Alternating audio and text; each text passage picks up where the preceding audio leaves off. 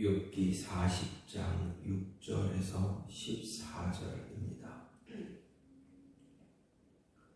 그때 여호와께서 폭풍우 가운데에서 욥에게 일러 말씀하시되 너는 대장부처럼 허리를 묶고 내가 네게 묻겠으니 네게 대답할지니라. 내가 내 공의를 부인하려느냐? 내 의를 세우려고 나를 악하다 하겠느냐? 내가 하나님처럼 능력이 있느냐? 하나님처럼 천둥소리를 내겠느냐? 너는 위엄과 존귀로 단장하며 영광과 영화를 입을지니라. 너의 넘치는 노를 비우고 교만한 자를 발견하여 모두 낮추되 모든 교만한 자를 발견하여 낮아지게 하며 악인을 그들의 처소에서 짓밟을지니라. 그들을 함께 진토에 묻고 그들의 얼굴을 싸서 은밀한 곳에 둘지니라. 그리하면 내 오른손이 너를 구원할 수 있다고 내가 인정하리라. 아멘. 오늘 말씀 욥기 40장 6절부터 14절 말씀입니다. 오늘 말씀은 하나님이 욥을 향해 두 번째로 도전적으로 책망하시는 사실을 다루고 있는 내용입니다. 특별히 처음 선언에 앞선 책망이 욥이 자신의 지혜를 주장하는 데 대한 책망이라면, 두 번째 책망은 욥이 자신의 의를 주장하기 위해서 하나님의 의를 부정하는 데 대한 책망이라 할 수가 있습니다. 그리고 이런 차이점은 하나님에서는 다같이 하나님의 절대 주권을 강조하고 있지만 처음 선언이 주로 하나님의 초월적인 능력과 지혜를 강조하는 데 초점이 맞춰져 있음을 보여주는 반면에, 두 번째 선언은 하나님의 절대적인 의를 강조하는 데 초점이 맞추어져 있다라는 것을 볼 수가 있습니다. 이제 오늘 말씀을 보면 하나님은 다시 폭풍 가운데서 욥을 향해 너는 대장부처럼 허리를 묶고 내가 네게 묻는 것에 대답하라 라고 이렇게 말씀하십니다. 그리고 자신의 의를 주장하기 위해 결과적으로 하나님의 의를 부정한 욥을 강하게 질타하시고 그가 하나님까지 판단하려고 시도한 데 대해서 과연 그에게 그만한 능력이 있는지 입증할 것을 요구하심으로써 일개 피조물로서 하나님께 도전하려는 욥의 교만함을 드러내고 있음을 볼 수가 있습니다. 특별히 여기서 욥을 향한 자기 능력 입증을 요구하는 입증 요구는 인간 능력의 한계를 강조하는 것을 통해서 하나님의 절대 주권을 강조하는 그러한 선언의 시작이다라는 것을 볼 수가 있습니다. 이런 모습으로 이런 하나님의 모습이 오늘 말씀을 통해서 우리가 생각할 수 있게 하는 것은, 먼저 우리의 아름다운 성도의 진정한 아름다운 겉에 드러나 있는 것에 있지 않다라는 것입니다. 외적으로 드러나는 아름다움이 우리에게 진정한 것이 아니다라는 것을 생각하게 해줍니다. 10절 말씀을 보면 너는 위엄과 존귀로 단장하며 영광과 영화를 입을지니라 이렇게 이야기하고 있습니다. 하나님은 성도의 단장과 명예와 관련한 매우 중요한 말을 해주고 있다라는 것입니다. 물론 이 말씀은 1차적으로 보면 내가 그렇게 당당하고 대단하다면, 내가 그렇게 당당하고 대단하다면 하나님께서 입으신 그 영화와 영광을 입어보라 라는 이야기입니다. 과연 그럴 수 있겠느냐, 그 한계를 깨닫게 해주시는 말씀이 바로 10절 말씀입니다. 하지만 한편으로 생각해보면 이것만이 이 말씀이 지닌 의미의 전부다라고 이야기할 수는 없습니다. 여기서 우리는 오히려 한 가지 더 생각할 것이 있습니다. 욥은 무엇보다 자기가 일생 쌓아 올린 명예가 하루아침에 땅에 떨어진 것을 슬퍼한 사람이었습니다. 명예를 존중하는 사람들에게 흔히 나타나는 그러한 모습인 것처럼 이런 일들은 사실 명예를 자기 생명보다 더 소중하게 여기게 됩니다. 왜 욥이 일생을 흠없이 살고자 노력했는가 생각해 볼 때, 물론 그 인격이 훌륭하기 때문에 두말할 나위는 없습니다. 하지만 한편으로 생각해 보면 이런 명예에 대한 남다른 생각도 무시할 수가 없습니다. 그가 친구들의 공격에 대해서 생명을 걸다시피 하며 자기의 무죄를 주장하는 것도 바로 이런 모습을 보여줍니다. 하나님이 오늘 본문 같은 말씀을 하시는 데에는 바로 이런 면이 포함되어 있다라는 것입니다. 말하자면 그가 그렇게 애타게 원하는 명예 회복을 스스로 해보라라는 이야기입니다. 정말 그렇게 멋있는 모습으로 사람들에게 비춰지기를 원하느냐 묻고 계시는 말씀입니다. 하지만 생각해 보십시오. 이렇게 세상의 멋진 모습을 나타나야만 그것이 진정한 멋인가 하는 것입니다. 진정한 아름다움인가 생각해야 하는 것입니다. 세상에서는 그럴지 몰라도 적어도 하나님 앞에서는 그렇지 않습니다. 하나님 앞에서의 진정한 모습은 세상이 이야기하는 세상의 가치에 있는 그런 것들이 아닙니다. 세례 요한이나 예수님이 세상의 멋진 모습으로 나타났는가 생각해 보면 정말 그렇지 않다라는 것입니다. 이사야는 예수님에 대해 예언하기를 그는 주 앞에서 자라나기를 연한 순 같고 마른 땅에서 나온 줄기 같아서 고운 모양도 없고 풍채도 없은즉 우리의 보기에도 흠모할 만한 아름다운 것이 없다라고 이사야서 53장 2절에서 이야기합니다. 그리고 실제로 인간적으로 볼 때, 세상적으로 볼 때 예수님 지극히 보잘것없는 분이었습니다. 예수님을 그냥 있는 그대로 세상적인 시각으로, 인간적인 시각으로 예수님을 바라보면 무엇 하나 내세울 만한 것이 하나도 없었습니다. 학식도 없고 직업도 좋은 직업이 아닙니다. 그저 목수의 아들입니다. 배운 것도 없습니다. 가진 것도 없습니다. 그런데 성경 말씀을 보게 되면 사람들이 예수님을 볼 때 보면 정말 아름다운 분이셨다라는 것입니다. 그만큼 모든 사람이 예수님을 우러러보면서 사모했고 닮기를 원하는 분이 바로 예수님입니다. 당시뿐만이 아니라 지금도 마찬가지입니다. 모든 성도들, 모든 그리스도인들이 닮고 싶어하는 분이 바로 예수님이다라는 것입니다. 왜 그렇습니까? 예수님 안에는 고매한 인격이 있었기 때문입니다. 죄와 허물이 없었기 때문입니다. 이와 같이 외모나 세상 명예와는 전혀 상관이 없이 내적이고 신앙적인 아름다움이 진정한 아름다움이다라는 것입니다. 겉으로 드러나는 것을 소중히 여기기보다는 내면적인 것, 내면의 어떤 신앙적인 아름다움, 내면의 그 인격적인 아름다움, 그것이 더 소중하다라는 것입니다. 또 한 가지는 악인에 대해 오래 참으시는 하나님을 깊이 이해할 수 있는 것이 진정한 성도의 모습입니다. 성도는 외적인 아름다움에 치중하지 말아야 되고, 또 성도는 악인에 대해 오래 참는 하나님을 이해할 수 있어야 하는 것입니다.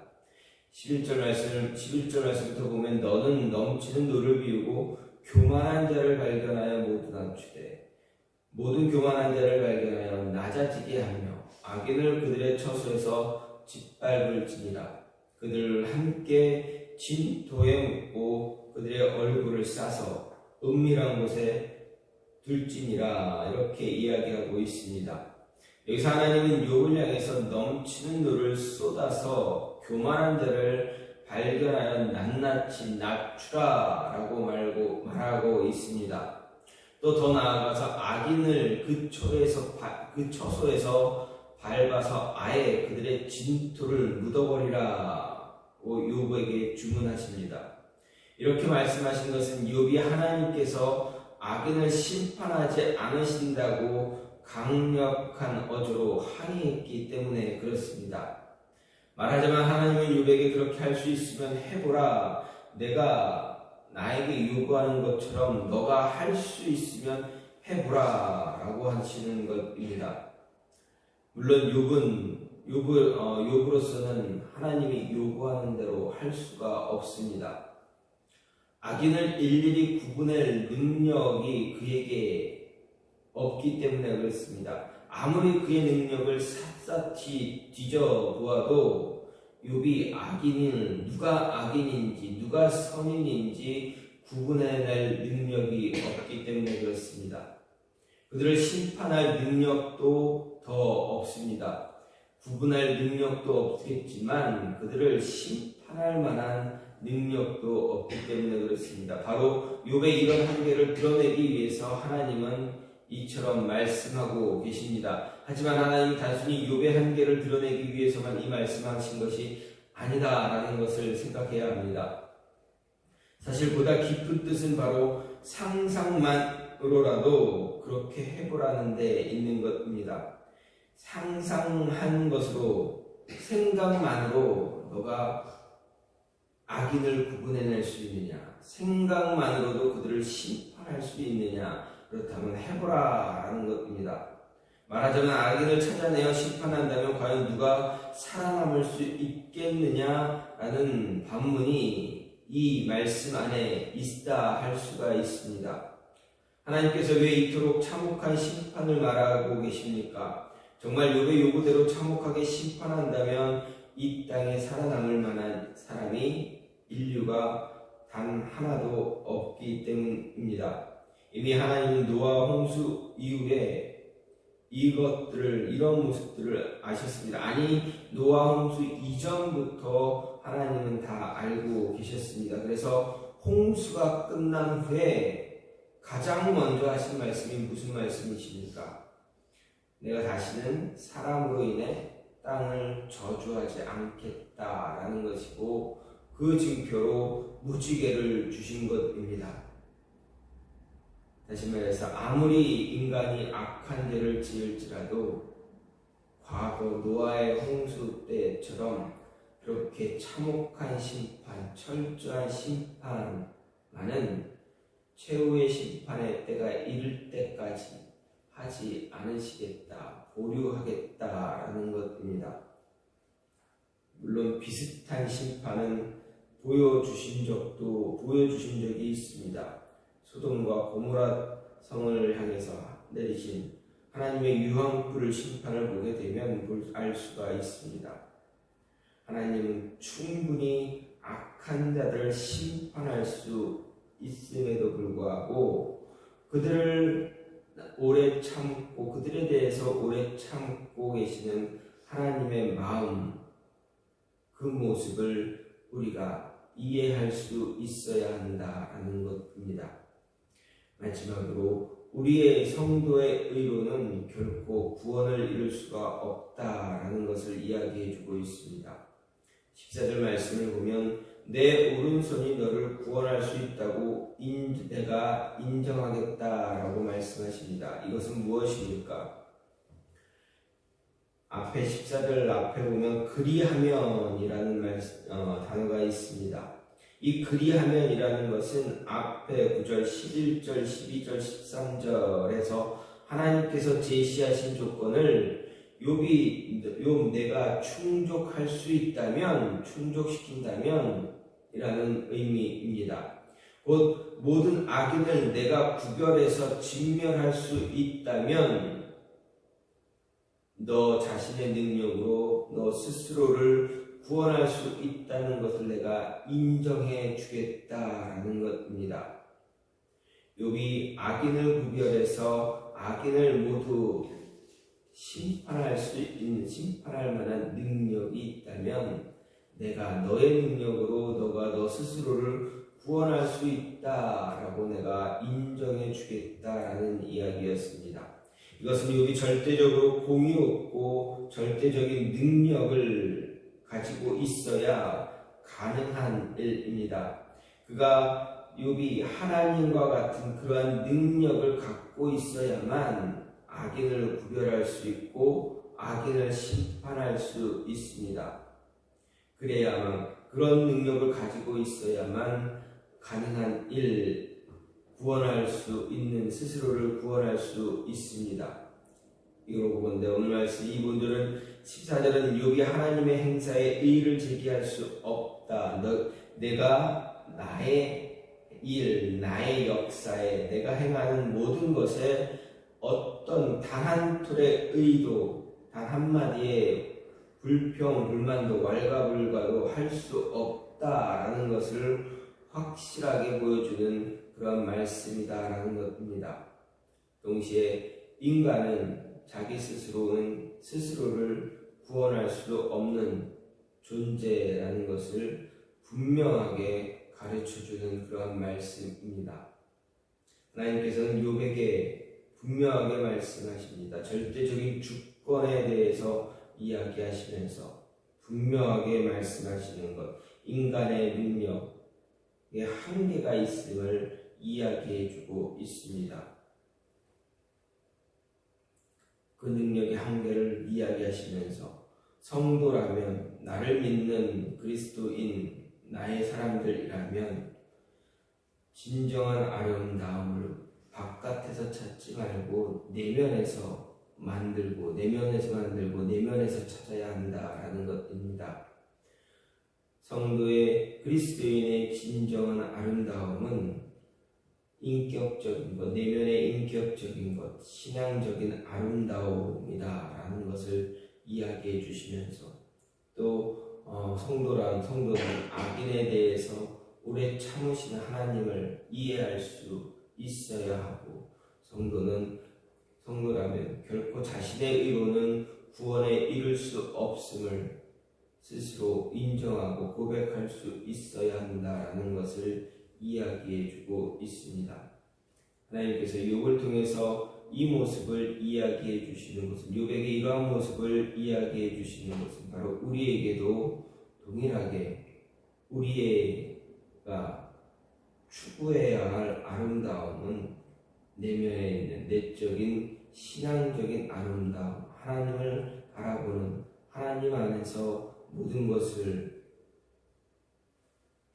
이루려는, 하나님과 동행하려는 그러한 모습, 그것이 진정한 아름다움이고, 또 하나님 안에서 그런 아름다움을 통해서 하나님을 절대적으로 정말 잘 이해할 수 있는 자, 이 악인의 세상에 대해서 세상에 오래 참으시면 그 하나님을 잘 이해할 수 있어야 되고, 그로 인해서 우리의 구원은 우리 안에 있는 것이 아니라 오직 하나님께 달려있다라는 것을 인정할 수 있는 모습이 있어야 하는 것입니다. 이 모습이 매일매일 우리의 삶 속에서 임할 때 우리는 진정한 신앙적인 아름다움을 소유할 수 있고 하나님을 이해할 수 있으며 우리의 구원이 하나님 외에는 없다라는 것을 고백할 수 있다라는 것. 또 그런 고백이 있음으로 인해서 하나님께 기쁨을 드리고 우리 주변의 모든 사람들에게 하나님을 전할 수 있는 모습이 있기를 간절히 소망합니다. 이 시간 같이 기도하기 원하는 것은, 하나님, 내 안에 있는 신앙적인 아름다움을 가꾸는데 내가 열심을 다할 수 있게 해달라고, 그리고 하나님을 더 많이 이해할 수 있는, 더 깊이 이해할 수